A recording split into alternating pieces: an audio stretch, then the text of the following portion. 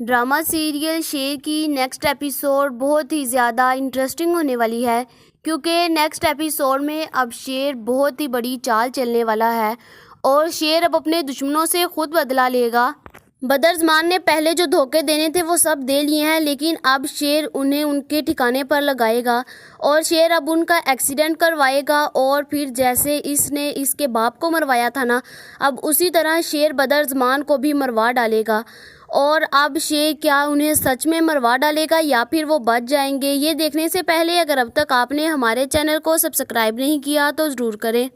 आने वाली एपिसोड में अब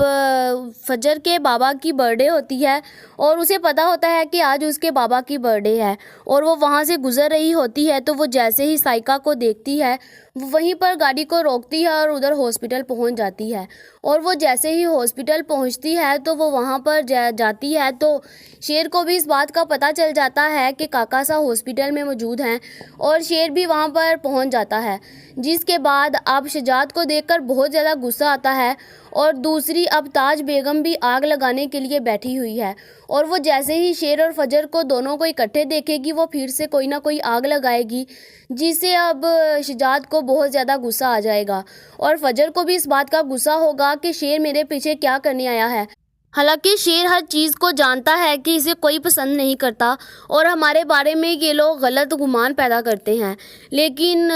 फजर को ये तो दिखाई दे गया कि इसकी फुप्पो और इसके पापा क्या सोचते हैं, लेकिन उसे इस बात का अंदाज़ा नहीं हुआ कि शेर उससे कितनी मोहब्बत करता है। अगर उसे एक सच्ची मोहब्बत मिल ही गई है तो वो अब खुद ही नखरे दिखा रही है। हालांकि उसकी फुप्पो तो कभी उन्हें खुश रहने नहीं देगी और उसके बाप को इसने बहुत ज़्यादा खुश कर लिया। और पहले जब ये फहद के साथ भागी थी तब इसे पता नहीं चला था कि इसके बाप की इज़्ज़त है, इसके बाप की खुशी पहले है। अगर अब शेर इसे सच्ची मोहब्बत करने लग पड़ा है तो अब इसे अपने बाप की खुशियाँ भी याद आ गई और अब ये जो मर्ज़ी कर ले इसका बाप कभी इसे खुश नहीं होगा और इसलिए इसे अपना फ़ैसला बदल देना चाहिए और अब शेर के साथ इसे शादी कर लेनी चाहिए, क्योंकि शेर इससे सच्ची मोहब्बत करता है और इसे कभी भी नहीं छोड़ेगा। और अब फजर शेर से कहती है कि शेर प्लीज़ मैं तुम्हारे से एक ही बात कहना चाहती हूँ, मैं कुछ नहीं चाहती, तुम ना प्लीज़ मुझे छोड़ दो अकेली को। जिसके बाद फजर कहती है शेर से कि अगर तुम मुझे छोड़ दोगे ना तो सबके दिलों में ये गुमान ख़त्म हो जाएगा, शायद हम लोग किसी साजिश के तहत ये सब कुछ कर रहे हैं, हम लोग ने शादी इसलिए नहीं की कि हम लोग कुछ प्लान कर रहे हैं। जिसके बाद शेर फजर से कहेगा कि ऐसा मैं कभी नहीं होने दूंगा, तुम्हारी जान को अब ख़तरा है इसलिए अब मैं तुम्हें कभी भी नहीं छोड़ सकता, क्योंकि अगर मैं तुम्हें अकेला छोड़ दूंगा ना तो बहुत से लोग ऐसे तैयार बैठे हैं कि वो तुम्हें अकेला देखें और तुम्हें वहीं पर मार डालें, इसलिए ये गलती मैं कभी भी नहीं कर सकता। जिसके बाद अब फजर को ये बात बहुत गुस्सा शेर की लगती है, लेकिन उसे भी तो समझना चाहिए कि शेर उससे सच्ची मोहब्बत करता है और शेर उसे कहता है कि मैं तुम्हें कभी भी नहीं छोड़ूंगा और हाँ, जिसको जो साजिश लगती है ना लगे, लेकिन मैं तुम्हें नहीं छोड़ूंगा। जिसके बाद अब फजर शेर से कहती है कि शेर तुम मेरी एक बात मान लो और मैं तुम्हें कुछ नहीं कहती, बस तुम मेरी एक बात मान लो। जिसके बाद फजर शेर से कहती है कि शेर तुम शादी कर लो, ताकि इन लोगों के दिलों से भी गुमान ख़त्म हो जाए कि हम लोग मोहब्बत करते हैं और हम लोग शादी के लिए कोई ना कोई प्लान सोच रहे हैं। जिसके बाद शेर फजर के मुंह की तरफ देखता रह जाता है और कहता है कि फजर ठीक है, तुमने शादी नहीं करनी ना मेरे साथ ना करो, लेकिन ये बात दोबारा तुमने मेरे साथ नहीं करनी और मैं मर भी जाऊंगा लेकिन मैं किसी और से शादी नहीं करूंगा। मुझे शादी करनी है ना तो सिर्फ़ और सिर्फ आपसे ही शादी करनी है और किसी से शादी नहीं करनी। जहाँ पर दूसरी तरफ अब शेर यहाँ से चला जाता है और शेर ये कहता है कि चलो ठीक है, अब मैं ना फजर को थोड़ा सा टाइम दे देता हूँ और फिर जब वो बिल्कुल ठीक हो जाएगी ना फिर मैं ना इससे शादी की बात करूँगा। अभी फ़िलहाल मैं अपने जो दूसरे दुश्मन है ना उनसे थोड़ा सा काम करवा लूँ और उनसे निपट लूँ जो जो उन्होंने हमारे पैसे खाए हैं और जैसे जैसे उन्होंने हमें नुकसान पहुँचाए हैं। जिसके बाद अब शेर आहद के पास जाता है और उसे कहता है कि आहद, मैं तुम्हारी कंपनी को यहीं पर बंद करवा दूंगा अगर तुमने मुझे थोड़े से पैसे नहीं दिए, क्योंकि तुम्हें भी तो कुछ पैसे इन्वेस्ट करने होंगे ना, ये क्या सारे के सारे पैसे मैं डाल दूं और तुम पैसे इन्वेस्ट करो और मैं तुम्हारी कंपनी को ओपन करवा कर देता हूं जो सिर्फ़ और सिर्फ तुम्हारे नाम की होगी। आहद जैसे ही ये बात सुनता है कि सिर्फ कंपनी उसके नाम की होगी, वो लालची इंसान जल्दी से कहता है ठीक है मैं तो पैसे दूंगा। और जैसे ही बदरज़मान को ये बात पता चलती है कि शेर ने पैसे मांगे हैं तो बदरज़मान तो बहुत ही इंतहाई शातुर इंसान है, वो सोचता है कि ये शेर की कोई ना कोई साजिश है और शेर हमारे से पैसे निकलवाने चाहता है।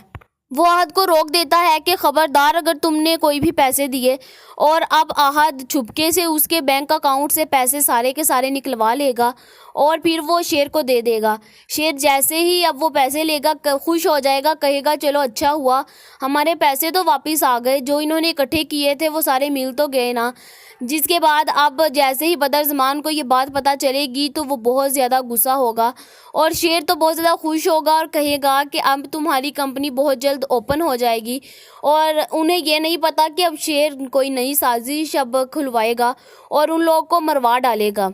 बदरज़मान को जब ये बात पता चलती है कि उसके बैंक से के अकाउंट से जो पैसे थे ना वो निकल गए हैं, और वो जल्दी से आहद के पास आएगा और उसे अच्छी खासी पहले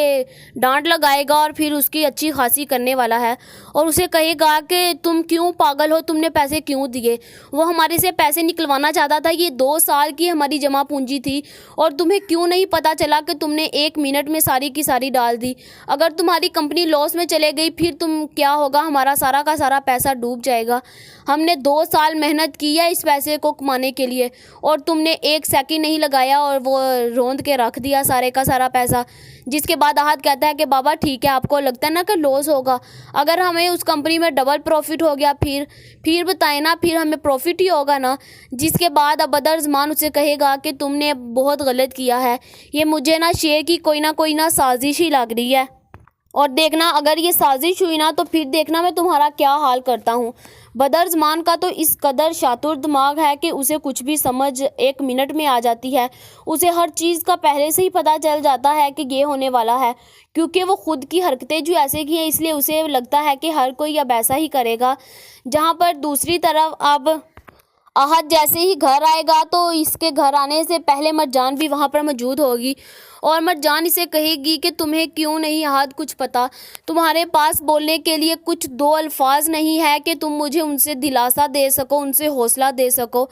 तुम्हें पता है आहद, मैंने अपनी औलाद खो दी है, हमने अपनी औलाद खोई है और तुम्हें बिल्कुल भी इस बात का आइडिया नहीं है और तुम खुशी खुशी फिर रहे हो। जिसके बाद आहद मरजान से कहता है कि मुझे पता है कि हमने वो अपनी औलाद खोई है, लेकिन अब मैं दूसरा अपना काम नहीं खोल सकता। तुम्हें पता है मैं अपना बिजनेस खोल रहा हूँ और किस लिए खोल रहा हूँ, मैं अपने लिए खोल रहा हूँ, तुम्हारे लिए खोल रहा हूँ और अपनी आने वाली औलाद के लिए खोल रहा हूँ और किसी लिए के लिए नहीं खोल रहा। अगर ये चले गई कोई बात नहीं, अल्लाह हमें होड़ देगा, लेकिन मैं अब अपना बिज़नेस नहीं डूबना चाहता और अब मैं बिल्कुल भी ये बर्दाश्त नहीं करूँगा कि मेरे बिज़नेस को कुछ भी हो। मैं पहले अपने बिज़नेस को टाइम दूँगा, फिर उसके बाद देखूँगा कुछ। और तुम औरतें पता नहीं क्या चाहती हो, तुम लोग तो कहती हो कि ये हमारे पल्लुओं से बंधे रहें और कोई काम ना करें। अगर हम काम ना करें तो फिर आप लोग खाओगे कैसे, ये बताओ मुझे। जिसके बाद मरजान तो वहीं पर चुप कर जाती है और दूसरी तरफ अब साइका भी अपने शोहर को अच्छी खासी सुनाने लगी होती है और शजाद से कहती है कि आपने अच्छा नहीं किया,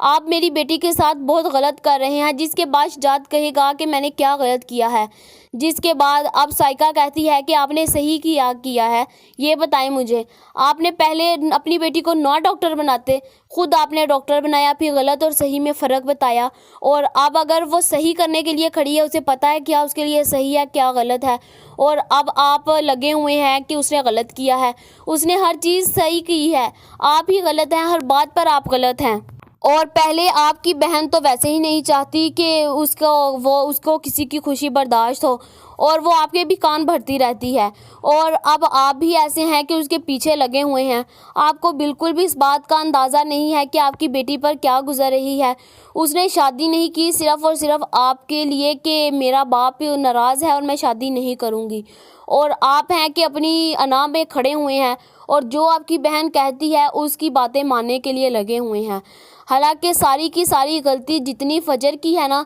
उतने के कसूरवार आप भी हैं। दोनों का सेम कसूर है और आप ज़्यादा ही कुछ बने हुए हैं कि गलती कोई नहीं है, आपकी सारी की सारी फजर की है। और अब आप सब कुछ छोड़कर ना भूल जाएं। जहाँ पर अब मुझे तो ऐसा लग रहा है कि अब शिजात और काका साथ सारी की सारी बातें भूल जाएंगे और उनके साथ अपनी दोस्ती दोबारा से कायम कर लेंगे और फिर इन दोनों के कहने पर अब फजर को ये घर वापस ले आएंगे और फिर फजर और शेर की शादी भी ये लोग अपने हाथों से करेंगे। और अब जो मर्ज़ी हो जाए इस ड्रामे में, कोई भी बदअज़मान मर जाए, शुजात मर जाए, जो मर्ज़ी मर जाए, लेकिन अब शेर और फजर की शादी तो पक्की लिखी हुई है और उनकी शादी अब होकर रहेगी। आप लोगों का इस बारे में क्या ख्याल है, कमेंट करके ज़रूर बताएं। ऐसी और वीडियोस देखने के लिए हमारे चैनल को सब्सक्राइब करना मत भूलिएगा।